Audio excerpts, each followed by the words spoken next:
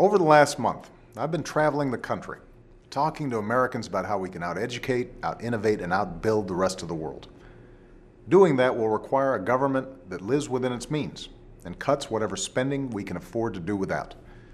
But it'll also require investing in our nation's future, training and educating our workers, increasing our commitment to research and technology, building new roads and bridges, high-speed rail, and high-speed internet. In cities and towns throughout America, I've seen the benefits of these investments. The schools and colleges of Oregon are providing Intel, the state's largest private employer, with a steady stream of highly educated workers and engineers. At Parkville Middle School, outside of Baltimore, engineering is the most popular subject, thanks to the outstanding teachers who are inspiring students to focus on their math and science skills.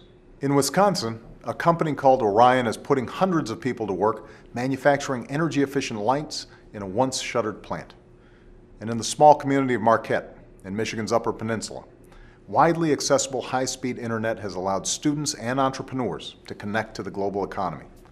In fact, one small business, a third-generation family-owned clothing shop called Getz's, is now selling their products online, which has helped them to double their workforce and make them one of America's 5,000 fastest-growing companies in a recent listing. Each of these places reminds us that investments in education, innovation, and infrastructure are an essential down payment on our future. But they also remind us that the only way we can afford these investments is by getting our fiscal house in order. Just like any family, we have to live within our means to make room for the things we absolutely need. That's why I've called for a freeze on annual domestic spending over the next 5 years.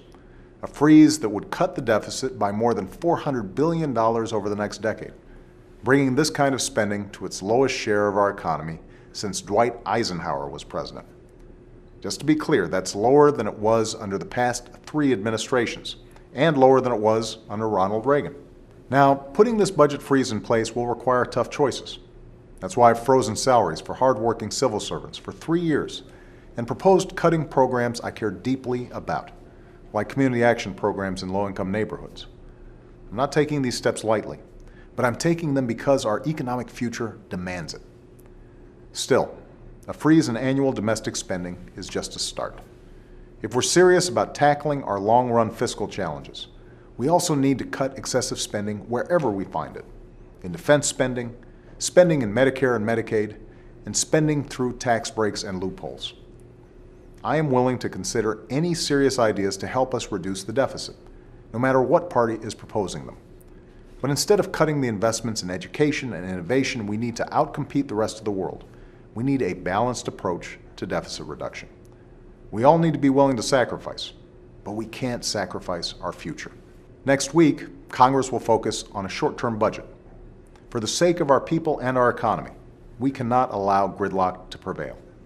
Both Democratic and Republican leaders in the House and Senate have said they believe it's important to keep the government running while we work together on a plan to reduce our long-term deficit.